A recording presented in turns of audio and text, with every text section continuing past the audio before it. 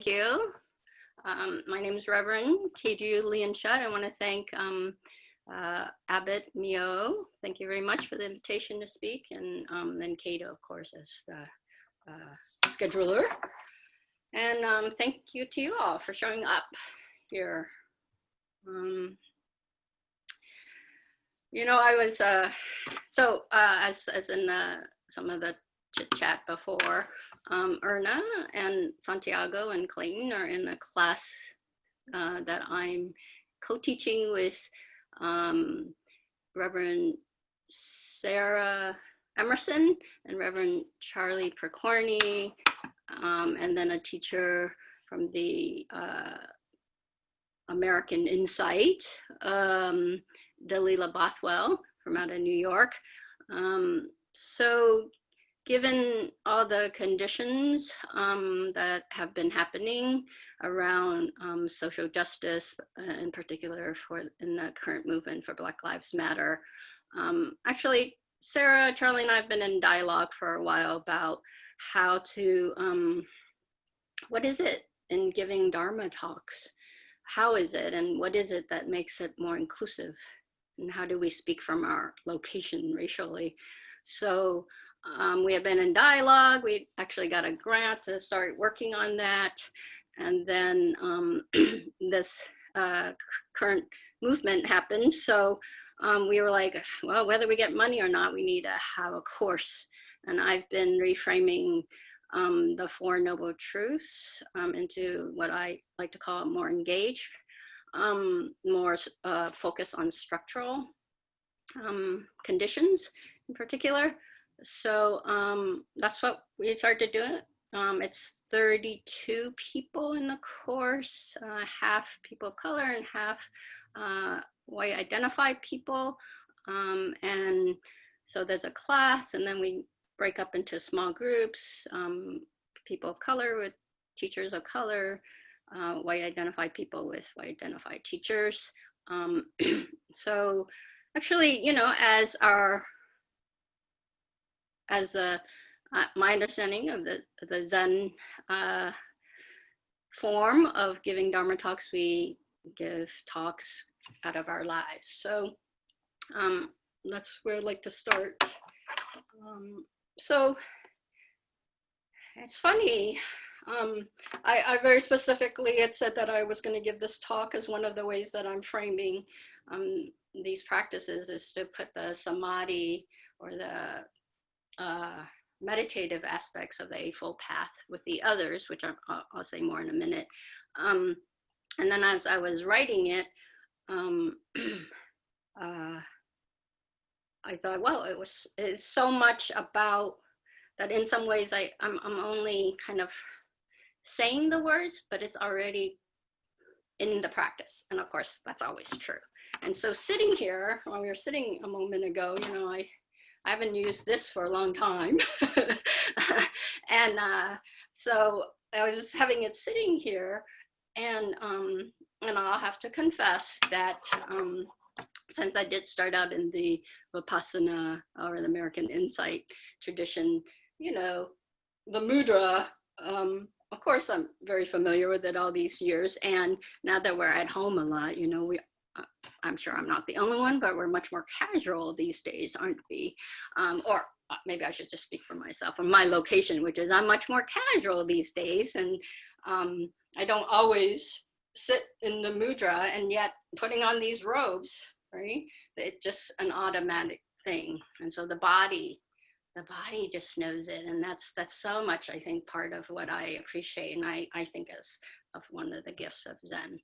And so also ties in with what I want to talk about. So to start, Shikan Taza, in fact. Shikan, Mel Weissman, I got this from him in terms of his writing, nothing but. Copancino says, only for it is a translation, or pure, or one. And that ta is precisely for strike. And then za is sitting. So nothing but precisely sitting, or as we like to frame it, as I've heard over and over, just sitting. And my thing has always been that great sounding, and it's always hard to just sit for me when there's a lot of turmoil happening, whether internally or externally, and especially when events in our lives make it hard to just sit. Again, in particular, when there's just a lot of overt, or it's not that it hasn't happened, or for beyond 400 years in the United States, and before that, and all over the world, of course, but very much on racial injustice that we have seen. So when we hear about or are part of the cause of harm, passively or actively, what supports us to be with and to work with harm and its impact, right? Either as the receiver or the perpetrator of the harm. What happens when it's hard to just sit with the strong charge of sensation, emotions, and thoughts, such as fear, confusion, guilt, shame? You can add your own. Come when we're confronted with evidence of harm. This is Suzuki Roshi from Letters from Emptiness, and Not Always So. I want you to understand what we are doing here at Zen Center, San Francisco Zen Center, of course. Sometimes it may be all right to practice Zazen as a kind of exercise or training, to make your practice stronger or to make your breathing smooth and natural. So today I'd like to explore with you how our meditation practice can be applied to help us strengthen our practice around race, racial awareness, and structural racism. So meditation practice as training for Bodhisattvas. These days I'm framing Bodhisattvas as agents of change. So we're agents of change. All right, so the Four Noble Truths, of course, are fundamental to all sects of Buddhism. And of course, we all know the standard way that it's framed, right? There is dukkha, there's a cause or origin of dukkha, there's a cessation or the end of suffering, dukkha, and there's a path leading to the cessation of dukkha. And often that's framed as a eightfold path. So the way that I've reframed it is that, and for me, the first noble truth is the hardest one, right? Admitting that there's pain. I know that when I'm in pain, I'm spending most of my time denying it, either as an experience or that I have some, how is it that I don't have to relate to it? So often that comes out as blame, right? It's your fault that I'm feeling this way, as opposed to what is it that I'm feeling right now.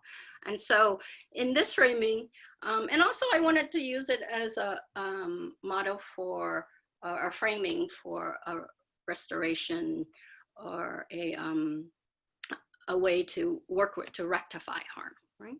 So first noble truth then is, what is the hurt or harm here? And then the second is, what are the causes and conditions which has brought this into being? So the wordings aren't any different really from the traditional, except for very much I'm focusing on the conditions versus just the cause. Because to me, when we talk about conditions, two things which I think is really useful is that if I realize that a large part of this harm that or hurt that I'm feeling or doing is conditioned, right? That I learned how to react to this in this way, be it to reject it or to grasp at it or to be confused about it, or ignorant about it is also aversion. You can be taught to be ignorant for sure, right? Or unconscious, or to turn away from it, or to not look there, right? And so if I know that that's a learnt, then the space to realize that I can unlearn it or relearn it or transform it, I think, increases, as opposed to it's something that is inherently wrong with me. And then also conditions then frame it much more as not just an individual cause, but a structural, right? What are the structural conditions that make this that taught me this, that keeps on promoting this, or in fact punishes if you have a different experience or frame it differently. So then the third is, of course, that it can end. So this is much more about restoration. So non-harming or restoration is possible through knowing that we have responsibility, and this is responsibility as an ability. So where do we have agency? Where do we have, even in the midst of harm, where is it that we can do something to alleviate it? If not, if only for this moment, and of course, structurally also. So then, and then how do the Eightfold Path, or how does practice? By the way, I studied with Gil Fronsdal some, and he recently, I heard him say that actually in the early practices of Buddhism, just practice was the fourth, that the Eightfold Path was considered the kinds of practices. So to alleviate harm, right? All right. So of course, probably most of you have a sense that while there are 8 Eightfold Path, they're broken up into 3 divisions, right, or 3 thirds, I would call them. So one is, and they're often laid out this way. So the first third has 2 elements. It's called the wisdom, and it's skillful view or understanding, and skillful thought or intention. And then the second is called the ethical, or I like to say the compassionate conduct section, and it's skillful speech, action, and livelihood. And then the third is the meditative, or the bhavana, or the samadhi, sometimes it's called third, and that's the skillful effort, skillful mindfulness, and skillful concentration. Again, from Gil, he says that often the meditative third is what's considered the bridge between the wisdom third and the ethical third. So it's the meditation, or the meditative aspects, is where we kind of turn, compose. How is it that our values and our philosophy for a sense of understanding about life is both ponder on, you could say, reflect on, known through something more than intellectual, and also just behavior. So it's the bridge, right? And as a bridge, of course, it goes 2 ways. So behavior can give us wisdom, and wisdom can condition our behavior. That's, we all know this. And it's nicely laid out, right? So in the course, I very specifically do it just as this. So to use the meditative third as the bridge. So we put them on, we don't go through it in the classical 8. And that's what I want to talk with you more specifically about today, is how does our meditation practice, the qualities of awareness that we're practicing in meditations, help us when we get off the cushion or chair, or get off the floor, or lying down to meditate, and then into our lives. And in particular to the current world requests to heal from racism. So let me just first say that 3 meditative, in terms of the definition that I'm gonna use today. So, and then I'll go into them much more specifically in terms of applying them to the other third. So skillful concentration, and I'm putting them in this order, is for here, and any of these meditation, of course, on a certain level, when you bring words to it, you're missing the mark. So they're always descriptive, of course, right? So this is skillful concentration. For me, is how is awareness unified through repeated focusing of our attention. And then skillful mindfulness here is how is awareness stabilized through repeated steadying of awareness. And then skillful effort is how is awareness choiceful and responsible, or able, right? So skillful concentration. So when I want to frame it as unified, is that in concentration, right? And we get this, even though we like to say that Zazen has no instruction. What is the first instruction we get, right? Zazen instruction, all Zazen instruction is actually the first foundation of mindfulness, awareness of the body in the body, which is on the posture, right? For Zen, we focus on posture, whereas in, say, Vipassana, there's much more, the first focus is on breath, right? And so we're asked to place our attention and keep, in fact, all we're supposed to focus on is our posture points, right?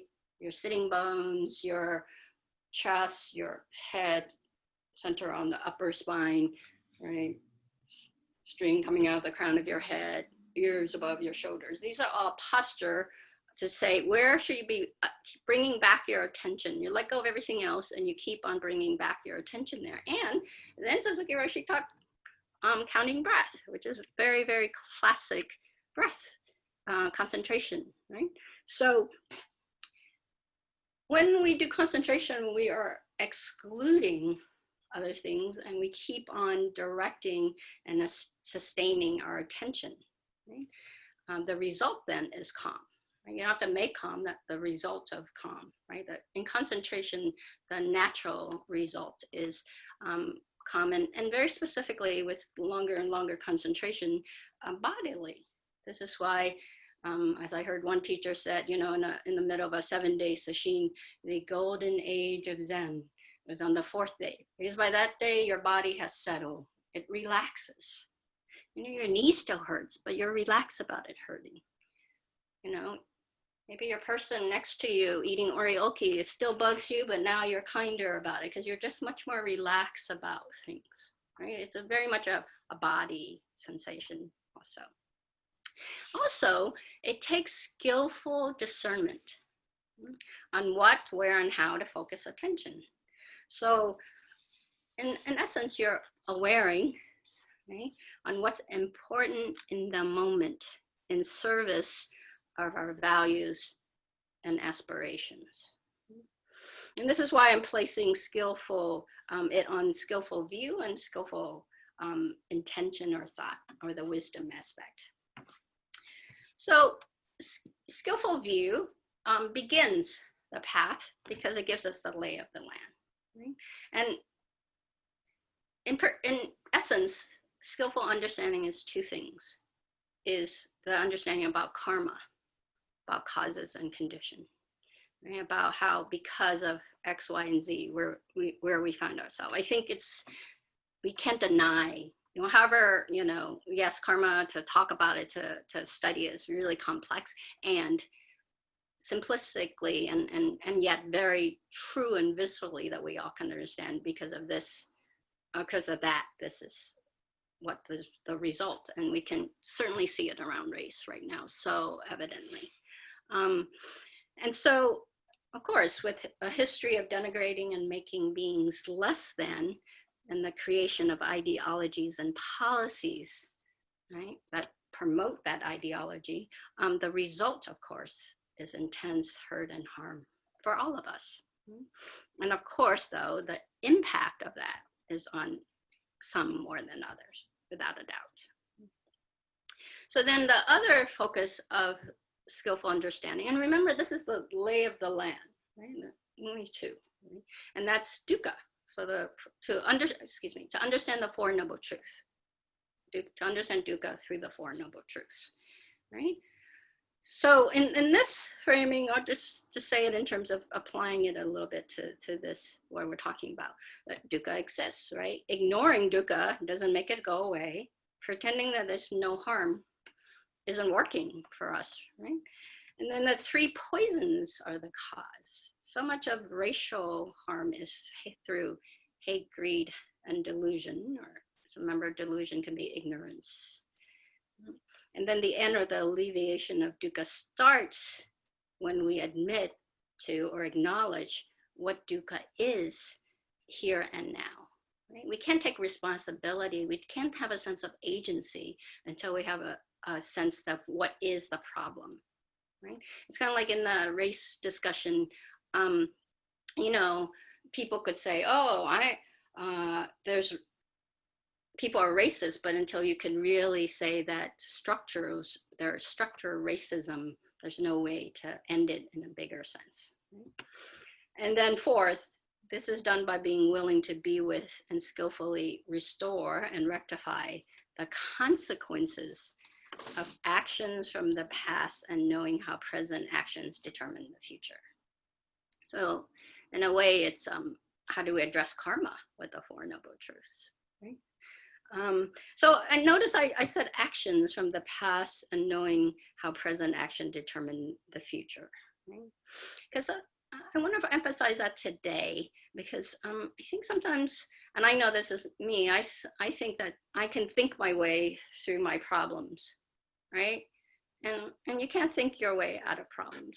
I'm not saying thinking doesn't help solve a problem, but most problems are not solved just because I'm sitting here thinking, right?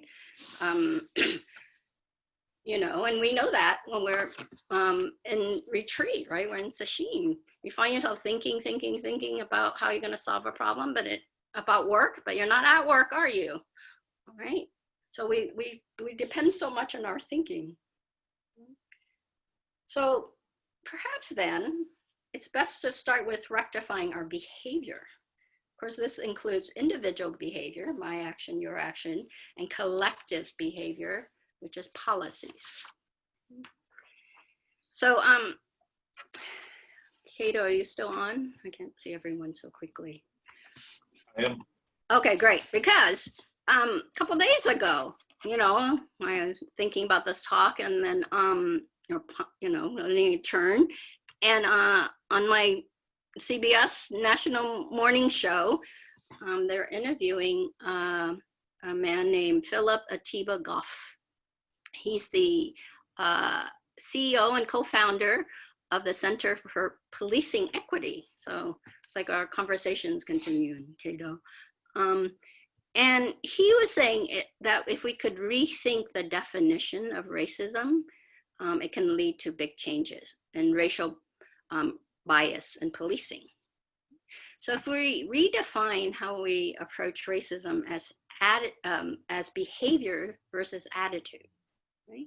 Because usually when we think a person is racist, and there's some kind of internal sense of their character. But what if we just really focus on what is the behavior that you're exhibiting? So changing the problem from who I am to what I do.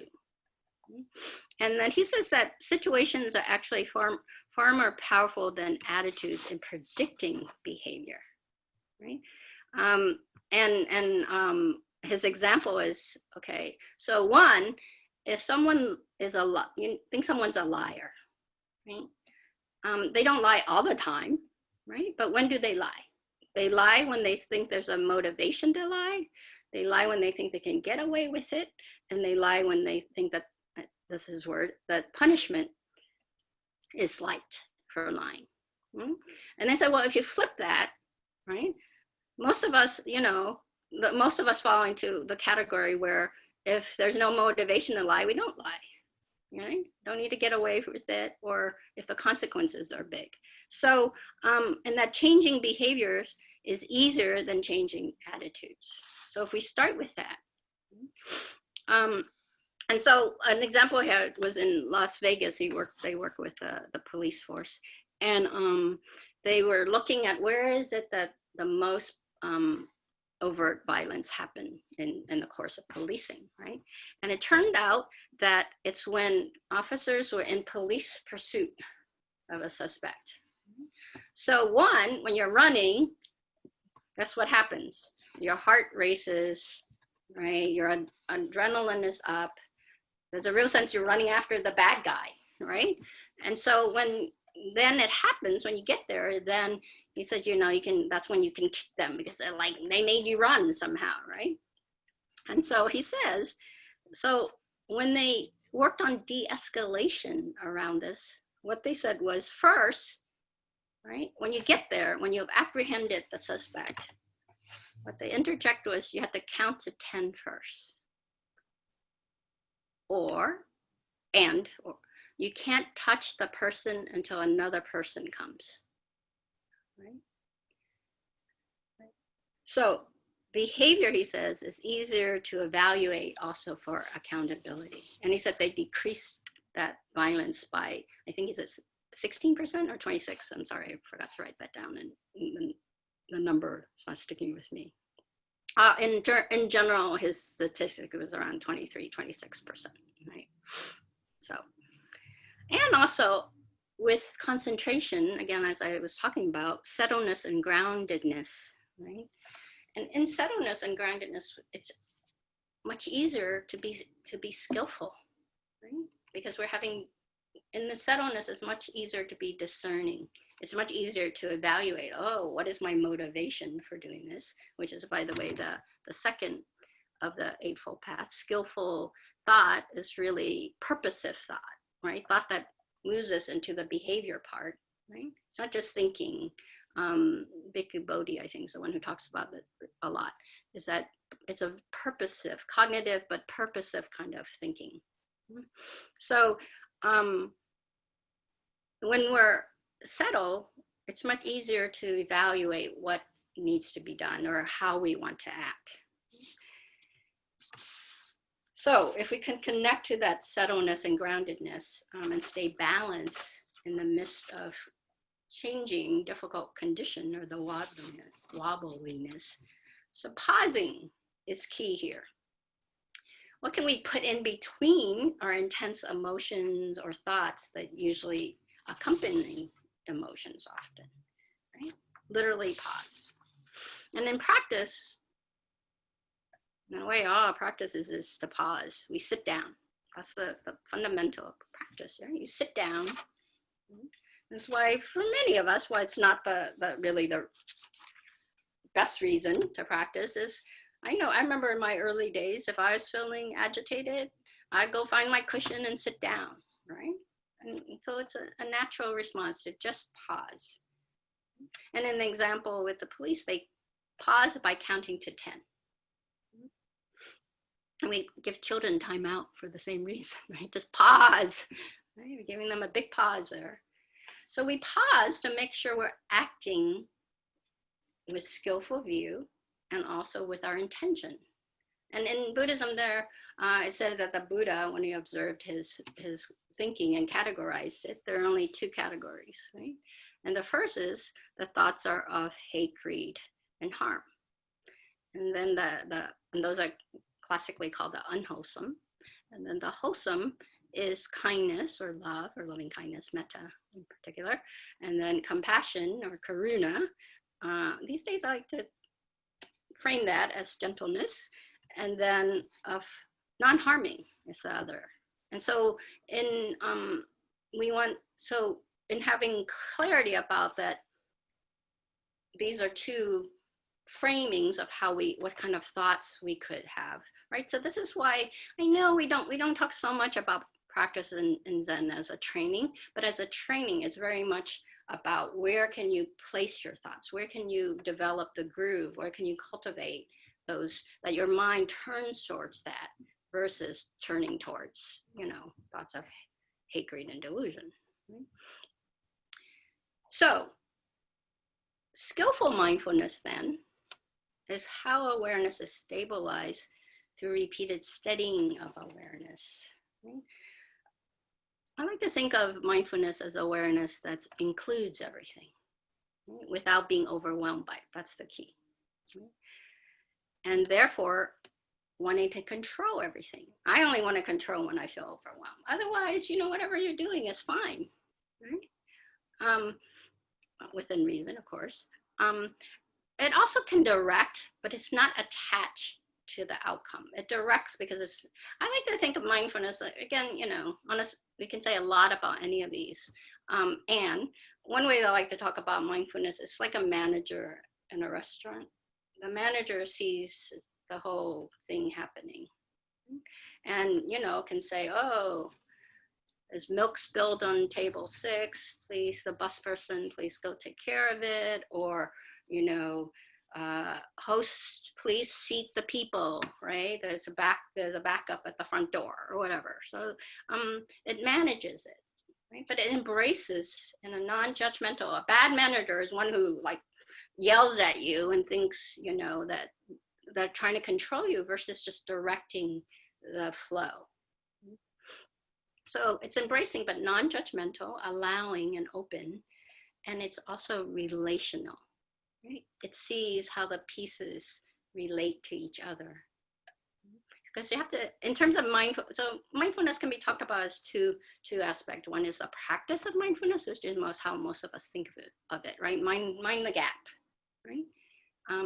And so that's mindful of something. It's also relational. You have to be mindful of something, right? And then the quality of mindfulness is more this, what I'm calling like the manager, right? So, but it's always in context, mindfulness. By the way, concentration and mindfulness are always coexisting. But with strengthening of concentration, we're aware of mindfulness much more, and then mindfulness supports concentration because it focuses you, it directs you to stay focused. Right? So it's always in context or in the midst of. And so I want to put mindfulness into the ethical, actually two components of the ethical or compassionate conduct, and that's skillful speech and skillful action. So as relationalness is key with mindfulness, in the policing example above, you can't touch the person until someone else turns up. Well, that's a pause on a certain level. It's also much more about relational. It clearly says that this is because we value this perpetrator, right? The suspect as a person, we are accountable to what we're going to do, right? And so we wait for someone to mediate in a way, right? It's not just about between just you and that person. It pauses you so that you remember the relational aspect. And you know, to me, Zen practice, now that I teach, I do combine the two. And as I indicated, I started on the insight tradition. To me, Zen practice is community practice. It's all about relational. And that's why, to me, it's a harder practice. For instance, you know, when I was at Tassajara, one practice period at the beginning of fall, there was a new Eno. Right? And I remember in one of the Q&A interaction with the teacher after a talk, you know, the Eno raised their hand and said, you know, I'm so busy, you know, because there are a lot of forms and a lot of ceremonies showing this person at that seat and blah, blah, blah, you know, trying to get the serving crew to do it properly for the practice period and all that. I'm so busy, I don't know what my practice is anymore. Right? I don't get enough time on the cushion. Right? And the teacher then said, your practice, what's that? Right? Because we don't practice for ourselves. Right? We don't practice for ourselves. This is a fundamental base of Zen. Right? We don't practice for ourselves. So it's always relational. Always. In fact, the Bodhisattva vow is a vow not to, you know, we're already enlightened, but we're not going to go to nirvana. Classically, that's the definition, right? Until we all do. And by the way, nirvana classically also is extinction, right? And what are we extinctioning from? Hate, greed, and delusion, are freed from karmic consequences. A Buddha or enlightened being is free from karmic consequences. Obviously, none of us are there. We have Buddha nature, but we're not free yet, or I'm not free from it. So it's implicit in our practice that it's relational. And in fact, when we sew these robes, at Zen Center, mostly we say Namu Kie Butsu, right? I plunge or I take refuge in Buddha. But classically, you're saying I take refuge in Buddha, Namu Kie Butsu, Namu Kie Ho, Namu Kie So. I take refuge in Dharma also, and I take refuge in Sangha. So there's no such thing as a bodhisattva by his, her, them, self. It's always relational. And then as I was writing, I thought, oh, if I really think I'm a bodhisattva, then I can never feel lonely. because I'm always in relation, right? I don't know about can't never feel, but if you think about it, wow, a bodhisattva is never alone because it's always relational. So that might be another talk on another day, but I wanted to share that little insight I had. So in our practice, actually, we're being taught how to behave in relation. So much of Zen forms is about how to relate, how to behave in relation. And our forms are based on how to behave with attention and with caring, right? Or tending to. When we hold things, we hold them with two hands because we're valuing it. When we start practice, we think, oh, fuck, all these are just, directions and telling me what to do. But it's really helping us to have a sense of how can you care for these oryoki bowls? How can you care for anything you're carrying, right? Classically, we carry two hands. I remember there's a story, I'm pulling it up, so Neo-san, if you have a sense of it, help me out. But that one time Lou, who was head cheating for a long time at City Center, got mad at somebody because they were cheating and carrying things with one hand, like the incenser or even the tray that you carry things on. It's always two-handed because it's not just that you won't drop it, but it's really about caring for what you're doing. And of course, even how we turn in the Zendo, right? I know when I give Zazen instruction at City Center, right? It's mindfulness that we hold our hand in shashu and enter with the left foot. So that's mindfulness practice, really, because it helps us to remember that we're entering a sacred space, because it's a space that we're enacting awakening, right, when we enter the Zendo. And also, we all turn right. Yes, on a certain level, it's about crowd management, but it's also then, I like to say, like, if there was no instruction about turning right, then I could turn left and you could turn right. Then we bump into each other. Then because we're polite, we say, oh, excuse me, you go first. No, you go first, right? And then the silence of the Zendo is broken. And so we're in the instruction, we're being asked to care for the silence of the Zendo because other people are meditating.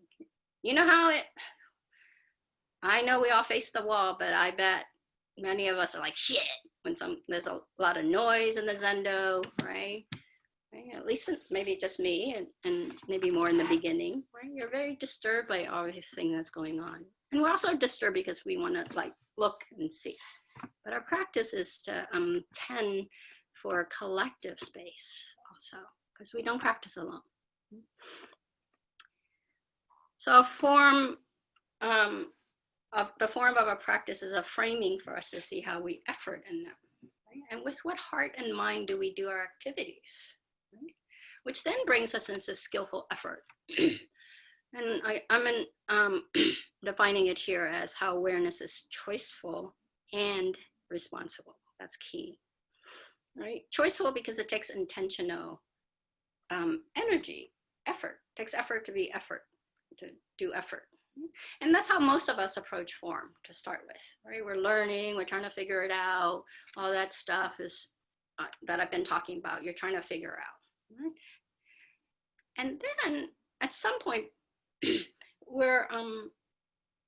we become much more aware of what is the energy that drives the forms, right? And this has to do with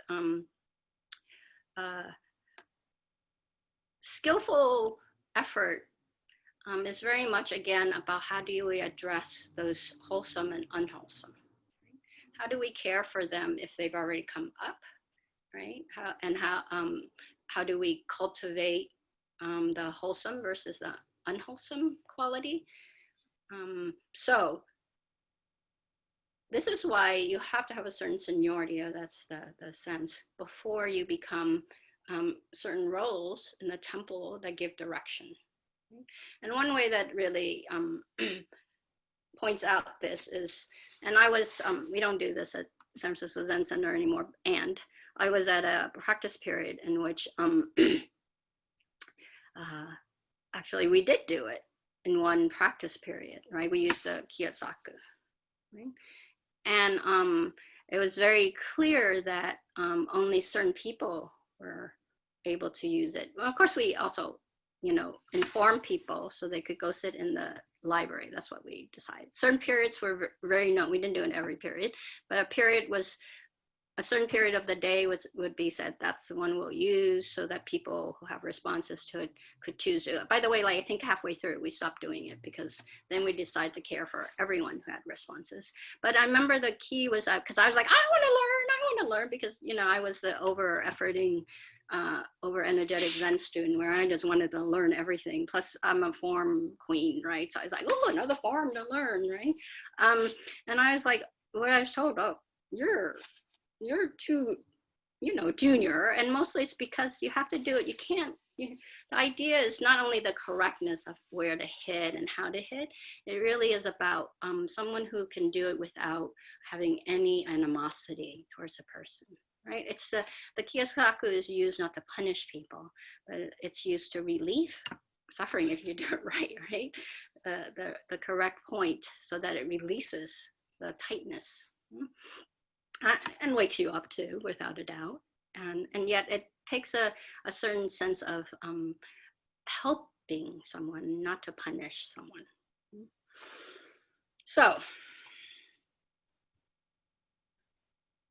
and in the policing example, I would say that in the sense that behavior is easier to evaluate for accountability. So engaging in the activities of a Zen temple or practice over and over, right? And engaging with the practice over and over, it gives us the container to observe our heart and mind. When I was thinking about, you know, here I thought, oh, well, I'll just show it as the Four Noble Truths again. And then I realized, gosh, in terms of the Four Noble Truths, it's actually the second Noble Truth that's first, right? Which is, what is the cause and condition? When we go to practice, when you came today, right, you stepped into a container to look at your ancient twisted karma, really, right? What arise habitually? Because I'm sure already in this last, I don't know, hour or something, you've already had very habitual kind of thinking about me or the space or how you're doing or the condition. Right? So these are, we practice by agreeing to step into the container, and then we just do it over and over again. And then we meet the first noble truth, which is, how are they now? Right? How is this to stay here? Just keep staying in this room right now and engaging. We have to be really choiceful with our energy. Right? Because we mostly want to run or turn away from things we don't like.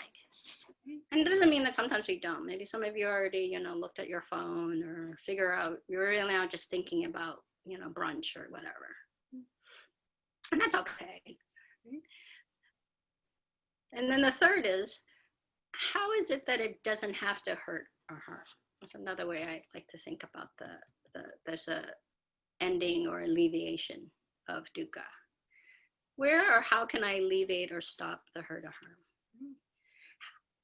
How can I be choiceful in this or responsible in this? Excuse me, responsible. Where is the wholesome or skillful or appropriate instead of the unwholesome? Maybe you are practicing by focusing on your breath at times when you feel annoyed by what I'm saying. And also because we see resistance. Right? A lot of practices give this container to see part of that ancient twisted karma is the resistance that comes up. And then we see that we have a choice to what to do with the resistance. Because no one made you come today. Right? No. Right? So this is your choice to be here. So much of practice, I think, is to reframe how we do have choice, volition or agency in the midst of conditions, and how much of those conditions are really the mind of blame and shame. And then the fourth is, in this case, is putting our bodies to really engage in practice over and over again. To support it for me, and hopefully for you, to realize the three other noble truths. This is why, practice and realization are one, as Dogen frames it. So to practice at a Zen practice center is to engage fully. I like to say, just do it or try it on is a Zen motto, right? We're always like, engage, engage. It's not that not to think about it. What else is here besides your thinking? And the only way to know is to engage fully. It's from Sojun Mel Wiseman. In a talk at Chapel Hill Zen Center called Be Yourself Completely, Part 2. He says, shikantaza means just doing. So remember that the definition is to strike, which implies activity. So shikantaza means just doing. And this is the practice of Suzuki Roshi and his lineage. Just doing. When we sit zazen, when we sit in meditation, it is just doing.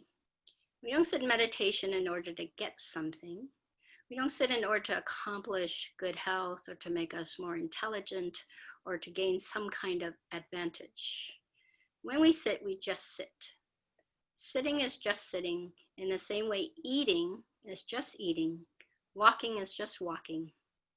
In our busy life, we have many goals, so we forget just walking, just eating, just sitting, and so on.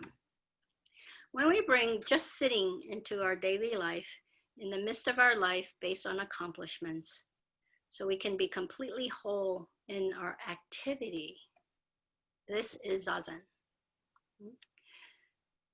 And then there was a Sati conference, and this is what he said in a talk called Suzuki Roshi's Shikantaza. How do we practice Shikantaza? It is very simple practice. It is the very simple practice of lack of selfishness, of lack of self-centeredness, and of just doing. As Reb said, who spoke before him, if you put yourself totally into an activity, the universe meets you and confirms you, and there's no gap between you and the universe. So, I think our practice readies us to show the world how our values of community can be enacted and how we can be a part of that. So to be Bodhisattvas is to be agents of change. Thank you for your attention, and I look forward to your comments. Maybe I'd love to hear how you think our practice has helped you to be agents of change, and in particular around this issue, if you want to share it. Just going to mention that everyone has the ability to unmute themselves. We didn't lock you down, so I'll go ahead. I'll start us off. Thank you for bringing up what you read about this new tactic with the police. I hadn't heard that, and that's very encouraging.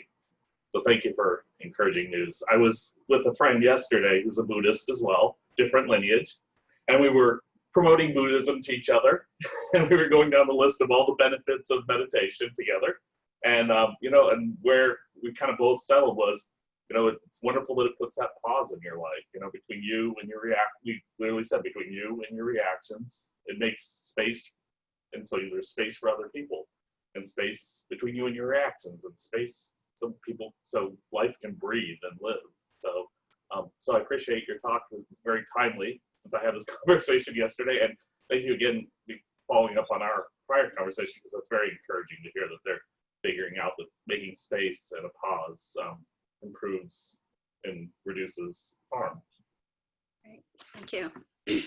Actually, I'll take a minute here to I have the link. I'll put the link in the chat for that CBS thing I was talking about, the interview.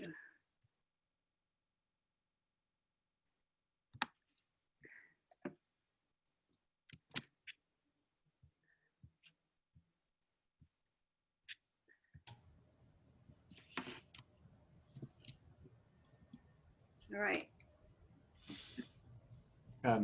Thank you for your talk. So what you described about the work in police circles, was that a police department, or where was that actually happening? Oh, so yes, it was in a Las Vegas police department. And there's already evidence that this has improved things? Yeah, so the interviews with this CEO guy of the company, and he said that in general they worked with others, and they saw a reduction of, if I remember correctly, between 23 and 26%. I will say it's in there that they work with the Minneapolis Police Department, right? And actually, he gave a really good answer, and he says he compared it to, you know, that if you're trying to promote democracy, then sometimes, you know, you do a lot of work, and then sometimes, you know, you step forward in democracy and sometimes it moves back. And then he said also the other thing, which, you know, really show evidence of that it's very much about policy, right? And who makes policy, is because he said that the average time that police chief is in a department is around 3 years. And so they worked with them for 3 years and it went down. And then, you know, they haven't worked with them for a few years because there's a turnover.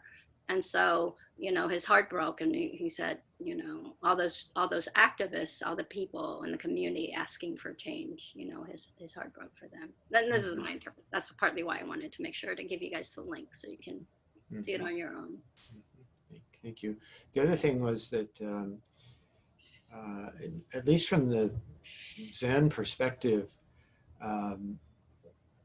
one area that sometimes feels kind of dicey is that the Bodhisattva, whoever or whatever that critter is, doesn't really have a plan, and instead arrives at circumstances where you have no plan.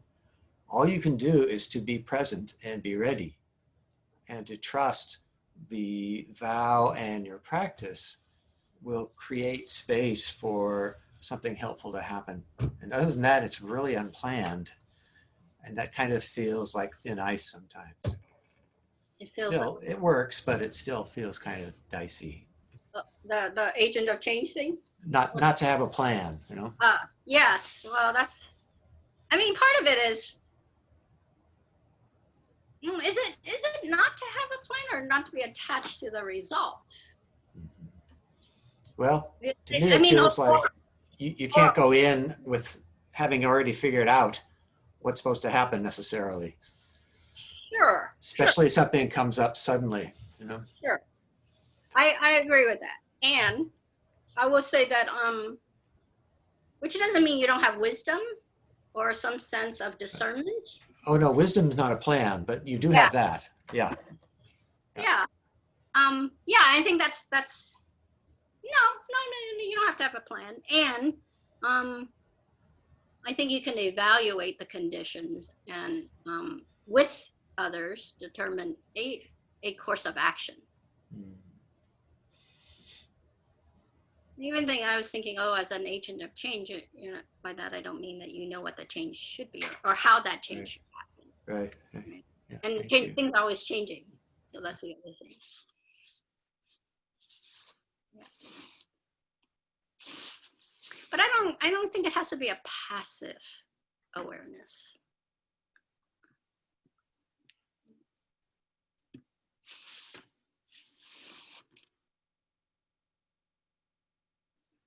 Okay, how about if people try in chat if you have any comments or questions, because sometimes that's a venue that. Okay, bring forth more interaction.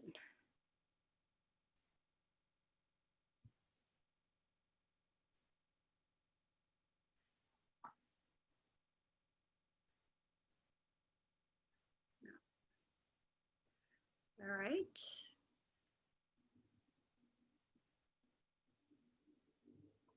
How about maybe I'm putting you guys on the spot. Well, two groups of people I might put on the spot here. One is the people in class. Oh, Steve came on too. Nice to see you, Steve. Oh, I don't know. How is it supporting what you're thinking, practicing around with the class? And then the other one is, I'm always curious about people, I don't know if they're still on, outside the US, and the view about what's going on here.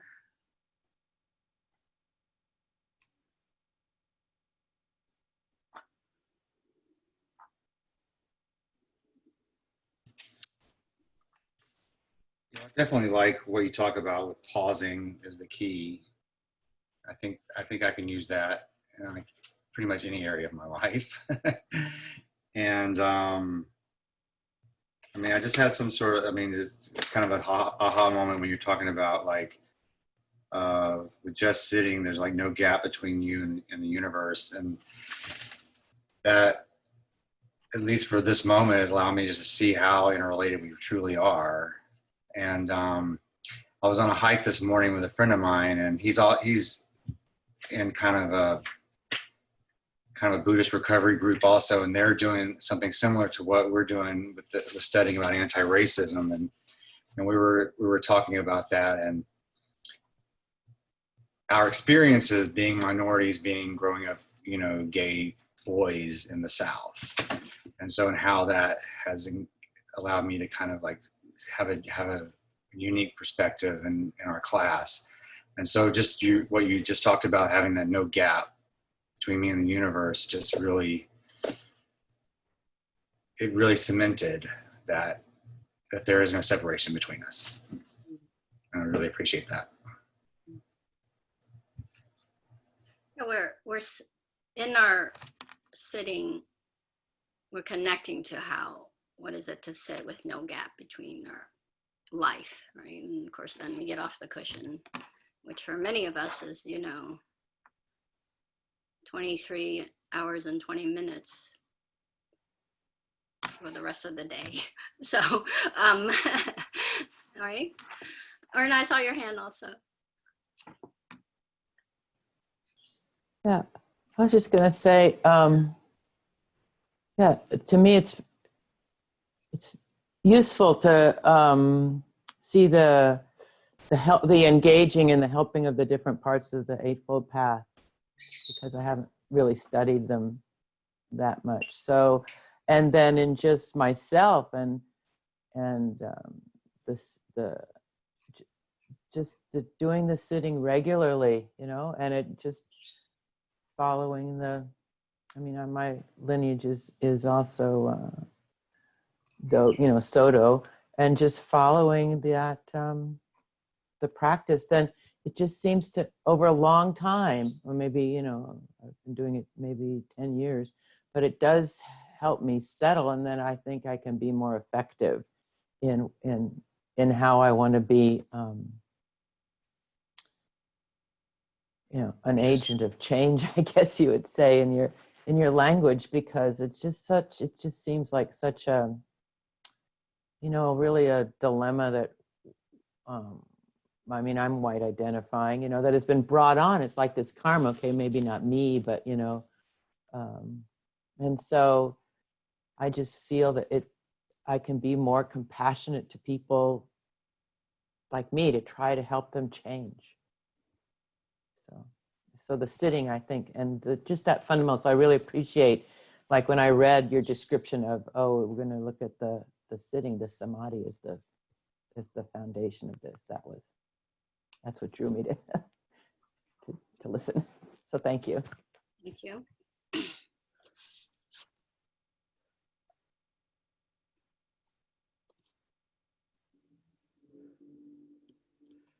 Yes, Stefan. that correct pronunciation, your name? Yes, that's correct. And you ask for the outside view and what the well, especially these days, it's very hard to have a look at the US without getting resentments or without being self-rightness or to judge the things. And I think especially we in Germany, we don't have the right to judge someone because of racism, because of our history.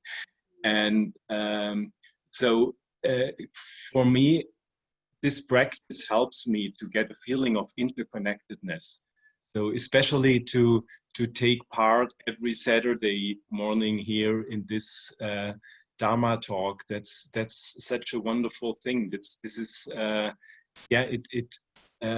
Before we started with the meditation, I was overwhelmed by the fact of seeing the sun in my room here, and it's the same sun I saw in all those little pictures here on Zoom. And this is amazing because we're all on the same planet. We breathe the same air and so on. And so this this practice gives me that mindfulness that I don't need to judge and that I don't need to be self-rightness and that I don't get so many resentments about the American policy, because there are really reasons to get resentful about it. Thank you. Thank you. And I'm sure it's from my ignorance. Can you say more what kind of resentment you have? Because I'm curious. What is a resentment? I think, well, getting angry about that politic. I mean that with getting angry. All right. Thank you.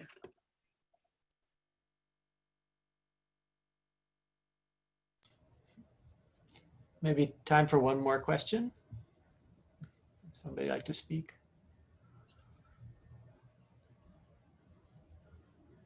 Okay, noble silence. All right.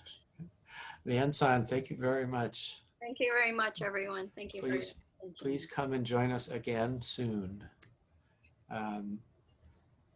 Kato-san, do you have any?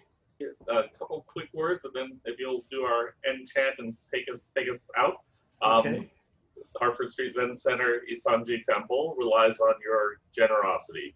Please, if you can, give, and you can do that by going to HSZC.org, or you can do it through our Facebook page, or I believe the temple is still receiving mail, so if you'd like to write a good old-fashioned check, we'll take that too. Thank you, and thank you, Reverend Lien, again, always a pleasure. Thank you. Everyone take care. Negawa kuwa kono kuyo kuo mote amani kui sai ni o yoshi warera to shujo to mina tomo ni butsudo josen koto. May our intention equally extend to every being and place with the true merit of Buddha's way. Beings are numberless, I vow to save them.